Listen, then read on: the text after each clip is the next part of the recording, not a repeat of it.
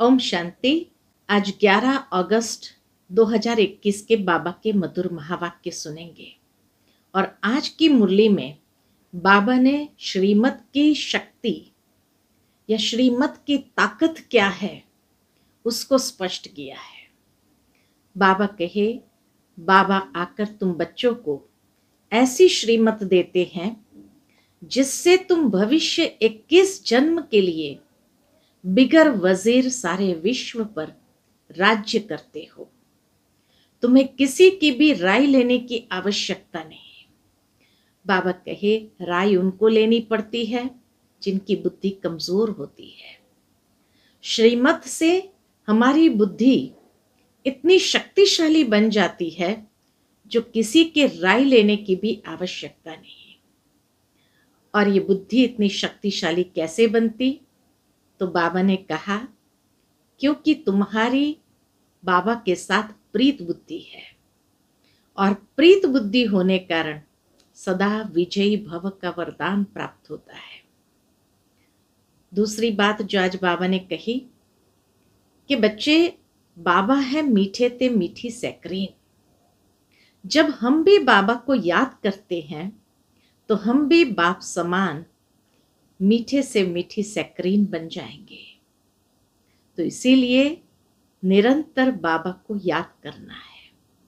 सुनते हैं बाबा के मधुर महावाक्य। ओम शांति। मीठे बच्चे, बाप मीठे से मीठी सैकरीन है, इसलिए और सब बातें छोड़ उस बाप को याद करो तो मीठी सैकरीन बन जाएंगे। आज की मुरली का प्रश्न है, तुम बाप द्वारा श्रीमत लेकर अपने अंदर कौन से संस्कार भर रहे हो? उत्तर है, भविष्य में बिगर वजीर सारे विश्व पर राज्य करने के संस्कार हम स्वयं में भर रहे हैं। तुम यहां आए ही हो भविष्य राजधानी चलाने की श्रीमत लेने। बाप तुम्हें ऐसी श्रीमत दे देते जो आधा कल्प तक कोई की राय लेने की दरकार नहीं। कितनी पावर है उस श्रीमत के अंदर, जो आधा कल्प तक किसी की राय लेने की भी आवश्यकता नहीं। राय उन्हें लेनी पड़ती जिनकी बुद्धि कमजोर हो। आज की मुरली का गीत है, तुम ही हो माता पिता तुम ही हो। ओम शांति। मीठे मीठे रूहानी बच्चों ने गीत सुना। ये किसने कहा कि मीठे मीठे रूहानी बच्चे? जरूर रूहानी बाप ही कह सकते हैं। मीठे मीठे रूहानी बच्चे अभी सन्मुख बैठे हैं और बहुत ही प्यार से बाप समझा रहे हैं। अभी तुम जानते हो, सिवाय रूहानी बाप के सर्व को सुख शांति देने वाला व सर्व को दुखों से लिबरेट करने वाला दुनिया भर में और कोई नहीं है। इसलिए दुख में बाप को याद करते रहते हैं। तुम बच्चे सन्मुख बैठे हो, जानते हो बाबा हमको सुखधाम का लायक बना रहे हैं। सदा सुखधाम का मालिक बनाने वाले बाप के सन्मुख आए हैं। अभी समझते हैं, सन्मुख सुनने और दूर रहकर सुनने में बहुत फर्क है। मधुबन की मुरली का महत्व है और दूर बैठे भी वह मुरली सुने, लेकिन बहुत अंतर हो जाता है। बाबा कहे, मधुबन में सन्मुख आते हो। मधुबन मशहूर है। मधुबन वृंदावन में उन्होंने कृष्ण का चित्र दिखाया है, परंतु कृष्ण तो है नहीं। यहां मधुबन में तो निराकार बाप तुम बच्चों से मिलते हैं। तुम्हें स्वयं को घड़ी घड़ी आत्मनिश्चय करना है। बाबा कहे बार बार अटेंशन में आ जाओ और आत्मनिश्चय में स्थित हो जाओ। तुम्हें स्वयं को घड़ी घड़ी आत्मनिश्चय करना है। मैं आत्मा बाप से वर्षा ले रही हूं। सारे कल्प में यह एक ही समय आता है। वर्षा प्राप्त करने का यही एक समय है। यह कल्प का सुहावना संगम युग है। इनका नाम रखा है पुरुषोत्तम। यही संगम युग है जिसमें सब मनुष्य मात्र उत्तम बनते हैं। अभी तो सभी मनुष्य मात्र की आत्मा तमो प्रधान है, जो फिर सतो प्रधान बनती है। सतो प्रधान है तो मनुष्य उत्तम होते हैं। तमो प्रधान होने से मनुष्य भी कनिष्ठ बनते हैं। तो आत्माओं को बाप बैठ सन्मुख समझाते हैं। सारा पाठ आत्मा ही बजाती है, न कि शरीर। आत्मा और शरीर जब दोनों का मेल होता है तो पाठ बजता है। अकेली आत्मा भी कुछ नहीं कर सकती, अकेला शरीर भी कुछ नहीं कर सकता। तुम्हारी बुद्धि में आ गया है कि हम आत्मा असल में निराकारी दुनिया व शांति धाम में रहने वाली है। ये किसको भी पता नहीं है, न खुद समझते हैं न समझा सकते हैं। आत्मा के विषय में कोई भी संसार में क्लियर नॉलेज दे नहीं सकते। तुम्हारी बुद्धि का ताला अब खुला है। तुम समझते हो बरोबर आत्माएं परमधाम में रहती है। वह है इनकॉर्पोरियल वर्ल्ड, यह है कॉर्पोरियल वर्ल्ड।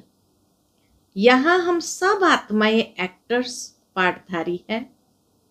पहले पहले हम पाठ बजाने आते हैं, फिर नंबरवार आते जाते हैं। सभी एक्टर्स इकट्ठे नहीं आ जाते, एक साथ में परमधाम से नहीं उतर आते हैं। भिन्न भिन्न प्रकार के एक्टर्स आते जाते हैं। सब इकट्ठे तब होते हैं जब नाटक पूरा होता है। अभी तुमको पहचान मिली है। इस बात की पहचान मिली है, आत्मा असुल शांति धाम की रहवासी है। यहां आती है पाठ बजाने। बाप सारा समय पाठ बजाने नहीं आते। हम ही पाठ बजाते बजाते तमो प्रधान बन जाते हैं। अभी तुम बच्चों को सन्मुख सुनने से बड़ा मजा आता है। बाबा की हर बात सुनने में कितना आनंद आता है। इतना मजा मुरली पढ़ने से नहीं आता जितना मुरली सुनने में आता है। यहां सन्मुख हो ना, तो पहले सतयुगी आदि सनातन देवी देवता धर्म वाले ही आते हैं। तुम जानते हो कि भारत गॉड गॉडेस का स्थान था, अभी नहीं है। चित्र देखते हो तो थे जरूर। जब चित्र बनाए हैं तो बाबा कहे थे जरूर। पहले पहले हम देवी देवता थे। अपने पाठ को तो याद करेंगे कि भूल जाएंगे। बाप कहते हैं तुमने यह पाठ बजाया है, यह ड्रामा है। नई दुनिया सो फिर पुरानी होती है। पहले पहले ऊपर से जो आत्माएं आती है वह गोल्डन एज में आती है। यह सब बातें अभी तुम्हारी बुद्धि में है। सतयुग आदि में तुम ही आए थे पाठ बजाने। तुम विश्व के मालिक महाराजा महारानी थे। तुम्हारी राजधानी थी। अभी तो राजधानी है नहीं। अब तुम सीख रहे हो। क्या सीख रहे हैं? हम राजाई कैसे चलाएंगे, ये सीख रहे हैं। वहां वजीर होते नहीं, राय देने वाले की दरकार नहीं। वह तो श्रीमत द्वारा श्रेष्ठ ते श्रेष्ठ बन जाते हैं, फिर उनको दूसरे कोई से राय लेने की दरकार नहीं रहती। श्रीमत से हम इतने श्रेष्ठ ते श्रेष्ठ बन जाते, जो बाबा कहे कोई से राय लेने की दरकार नहीं रहती। अगर कोई से राय ले तो समझा जाएगा इनकी बुद्धि कमजोर है। अभी जो श्रीमत मिलती है वह सतयुग में भी कायम रहती है। अब तुम्हारी आत्मा फ्रेश हो रही है, जैसे सारा ब्रशअप कर रहे हैं बाबा और आत्मा को एकदम फ्रेश बना रहे हैं।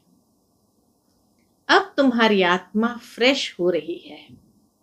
जैसे स्नान करके व्यक्ति कितना फ्रेश फील करता है, तो बाबा भी हम बच्चों को ज्ञान स्नान करा के एकदम फ्रेश कर देते हैं। अभी तुम बच्चों को देही अभिमानी बनना है। शांति धाम से आकर यहां तुम टॉकी बने हो। टॉकी होने बिगर कर्म हो ना सके, यह बड़ी समझने की बातें हैं। जैसे बाप में सारा ज्ञान है, वैसे तुम्हारी आत्मा में भी अब ज्ञान है। आत्मा कहती है हम एक शरीर छोड़ संस्कार अनुसार फिर दूसरा लेता हूं। पुनर्जन्म भी जरूर होता है।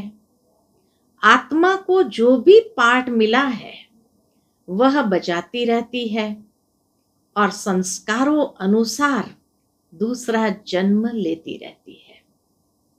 कितना क्लियर बाबा आत्मा के स्पष्टीकरण हमें देते हैं। आत्मा के दिन प्रतिदिन प्योरिटी की डिग्री कम होती जाती है। पतित अक्षर द्वापर के बाद काम में लाते हैं, फिर भी थोड़ा सा फर्क जरूर पड़ जाता है। तुम नया मकान बनाओ, 1 मास के बाद कुछ फर्क जरूर पड़ेगा। अभी तुम समझते हो बाबा हमको वर्षा देते हैं। बाप कहते हैं हम आए हैं तुम बच्चों को वर्षा देने। जितना जो पुरुषार्थ करेंगे उतना पद पाएंगे। बाप के पास कोई फर्क नहीं है। बाबा के पास कोई पार्शियलिटी नहीं है। जो जितना पुरुषार्थ करेंगे उस अनुसार पद पाएंगे। बाप जानते हैं हम आत्माओं को पढ़ाते हैं। आत्मा हर एक अपने लिए पुरुषार्थ करती है। मेल फीमेल की दृष्टि यहां नहीं रहती।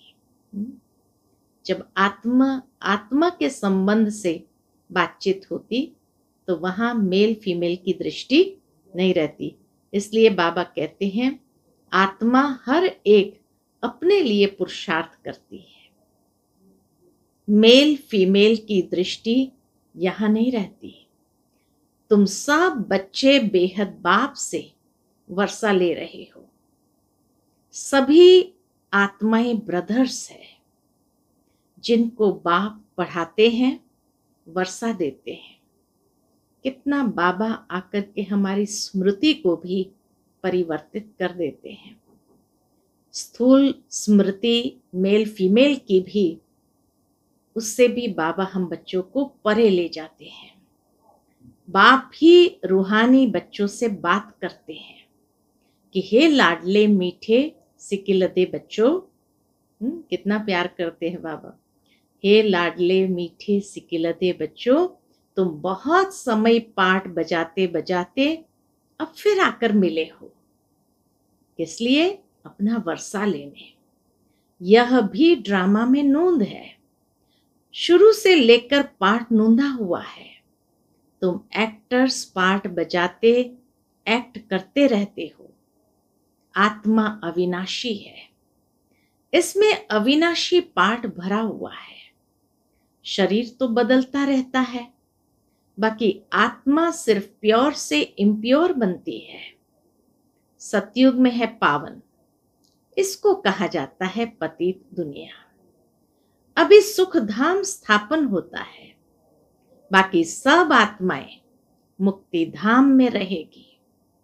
अभी यह बेहद का नाटक आकर पूरा हुआ है। सभी आत्माएं मच्छरों में मिसल जाएगी। यहां से जब जाएंगे तो जैसे मच्छरों की मिसल उड़ेंगी आत्माएं। इस समय कोई भी आत्मा आए तो पतित दुनिया में उनकी क्या वैल्यू होगी? वास्तव में वैल्यू उनकी है। किसकी? जो पहले पहले नई दुनिया में आते हैं। नई दुनिया थी, वह फिर पुरानी बनी है। बाबा कहे, नई दुनिया थी, वह फिर पुरानी बनी है। नई दुनिया में देवताएं थे, वहां दुख का नाम नहीं था। यहां तो अथाह दुख है। बाप आकर दुख की पुरानी दुनिया से लिबरेट करते हैं। यह पुरानी दुनिया बदलनी जरूर है। बाबा कहे, ये पुरानी दुनिया बदलनी जरूर है। जैसे दिन के बाद रात, रात के बाद दिन होता है।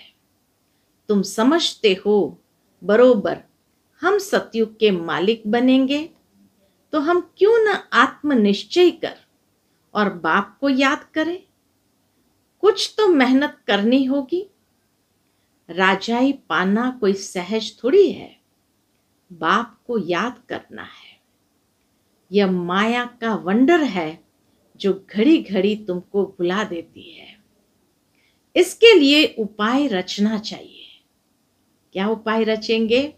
बाबा कहे, ऐसे नहीं, मेरा बनने से याद जम जाएगी। बाकी पुरुषार्थ क्या करेंगे? इसलिए कोई याद जम नहीं जाती है। बाबा का बनने से पुरुषार्थ तो जरूर करना पड़ता है। नहीं, जब तक जीना है पुरुषार्थ करना है, ज्ञान अमृत पीते रहना है। यह भी समझते हो हमारा यह अंतिम जन्म है।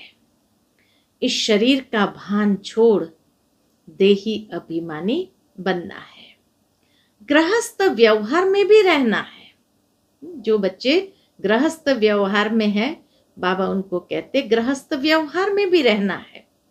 पुरुषार्थ जरूर करना है। क्या पुरुषार्थ बताया बाबा ने? सिर्फ अपने को आत्मनिश्चय कर बाप को याद करो। त्वमेव माताश्च पिता त्वमेव। यह सब है भक्ति मार्ग की महिमा। ये श्लोक आदि जो है वो सब भक्ति मार्ग की महिमा है। तुमको सिर्फ एक अलफ को याद करना है। एक ही में, बाबा कहे, एक ही मैं सैक्रीन हूं। बाकी कोई ऐसी मीठी सैक्रीन नहीं है जितना मीठा बाबा सैक्रीन है। तो बाबा कहे, एक ही मैं सैक्रीन हूं। तुम भी और सब बातें छोड़ बहुत मीठी सैक्रीन हो जाओ। अभी तुम्हारी आत्मा तमो प्रधान बनी है। उनको सतो प्रधान बनाने लिए याद की यात्रा में रहो। सबको यही बताओ, बाप से सुख का वर्षा लो। सुख होता ही है सतयुग में। सुखधाम स्थापन करने वाला बाप है।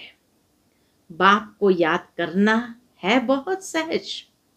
बाबा कहे, बाप को याद करना है बहुत सहज, परंतु माया का ऑपोजिशन बहुत है। इसलिए कोशिश कर मुझे याद करो। कितना प्यार से बाबा कहते हैं। बाबा भी जानते हैं कि बच्चों के आगे क्या डिफिकल्टी है। इसलिए बाबा कहते, माया का ऑपोजिशन बहुत है, इसलिए कोशिश कर मुझे याद करो तो खाद निकल जाएगी। सेकंड में जीवन मुक्ति गाया जाता है। इस ड्रामा में हर एक को अपना पार्ट रिपीट करना है। इस ड्रामा के अंदर सबसे जास्ती हमारा पार्ट है। सुख भी सबसे जास्ती हमको मिलेगा। बाप कहते हैं, तुम्हारा देवी देवता धर्म बहुत सुख देने वाला है और बाकी सब शांति धाम में चले जाएंगे। हिसाब किताब चुकतू कर जास्ती विस्तार में हम क्यों जाए। हाँ, आत्मा को अपना हिसाब किताब चुकतू कर जाना है। बाकी बाबा कहे जास्ती विस्तार में हम क्यों जाए, बाप आते ही है सबको वापस ले जाने। मच्छर सदृश सबको ले जाते हैं। शरीर खत्म हो जाएंगे, बाकी आत्मा जो अविनाशी है वह हिसाब किताब चुकतू कर चली जाएगी। ऐसे नहीं कि आत्मा आग में पड़ने से पवित्र होगी। आत्मा को याद रूपी योग से ही पवित्र होना है। योग की अग्नि है यह। उन्होंने फिर नाटक बैठ बनाए हैं। कौन सा नाटक? कि सीता आग से पार हुई। आग से कोई एक को थोड़ी पार होना है। बाप समझाते हैं तुम सब सीताएं इस समय पतित हो, रावण के राज्य में हो। अब एक बाप की याद से तुमको पावन बनना है। राम एक ही है। अग्नि अक्षर सुनने से समझते हैं आग से पार हुई। कहाँ योग अग्नि, कहाँ वह, कहाँ वह स्थूल आग। आत्मा परमात्मा से योग रखने से पतित से पावन होगी। रात दिन का फर्क है। आत्माएं सब सीताएं हैं। रावण की जेल में शोक वाटिका में है। यहाँ का सुख तो कागविष्टा मिसल है। इस दुनिया का सुख तो बाबा कहे कागविष्टा मिसल है। स्वर्ग के सुख तो अथाह है। तो बच्चों को ज्ञान रत्नों से झोली भरनी चाहिए। कोई भी प्रकार का संशय नहीं आना चाहिए। देह अभिमान आने से फिर अनेक प्रकार के प्रश्न आदि उठते हैं। फिर बाप जो धंधा देते हैं वह करते नहीं है। बाबा कहे फिर बाप जो धंधा देते हैं वह करते नहीं है। मूल बात है हमको पतित से पावन बनना है। दूसरे कोई भी संकल्प उठाने की दरकार नहीं है। यह है पतित दुनिया, वह है पावन दुनिया। मुख्य बात है ही पावन बनने की। ये विशेष अंडरलाइन करने की बाबा बात सुनाते। पावन कौन बनाएंगे ये कुछ भी पता नहीं। बोलो तुम पतित हो तो बिगड़ पड़ेंगे। अपने को विकारी कोई भी समझते नहीं। कहते हैं गृहस्थी तो सब थे। राम सीता लक्ष्मी नारायण को भी तो बच्चे थे ना। वहां भी तो बच्चे पैदा होते हैं। यह भूल गए हैं कि उसको वॉइसलेस वर्ल्ड कहा जाता है। वह है शिवालय। बाप तुम बच्चों को कितनी युक्तियां बताते रहते हैं। यह तो बाप टीचर गुरु है जो सबको सद्गति देते हैं। वह तो एक गुरु मर गया तो फिर बच्चे को गद्दी देंगे। अब वो कैसे सद्गति में ले जाएंगे? सर्व का सद्गति दाता है एक। रावण राज्य में है दुर्गति, राम राज्य में है सद्गति। बाप सबको पावन बनाकर ले जाते हैं। फिर कोई फट से पतित नहीं बनते, नंबरवार उतरते हैं। सतो प्रधान से सतो रजो तमो। तुम्हारी बुद्धि में 84 का चक्र बैठा है। तुम जैसे अब लाइट हाउस हो। ज्ञान से इस चक्र को जान गए हो कि ये कैसे फिरता है। अभी तुम बच्चों को और सबको रास्ता बताना है। तुम सब सेना हो। बाबा कहे तुम सब सेना हो। तुम पायलट हो, रास्ता बताने वाले। सबको बोलो अब शांति धाम सुखधाम को याद करो। कलयुग दुखधाम को भूल जाओ। हम आपको बहुत अच्छा रास्ता बताते हैं। पतित पावन एक ही निराकार बाप है। उनको याद करने से तुम पावन बन जाएंगे। तुम्हारी आत्मा पर जो कट चढ़ी हुई है वह उतरती जाएगी। भगवान उवाच, क्या है? भगवान उवाच मन मना भव। शिव भगवान उवाच विनाश काले विपरीत बुद्धि विनश्यन्ति।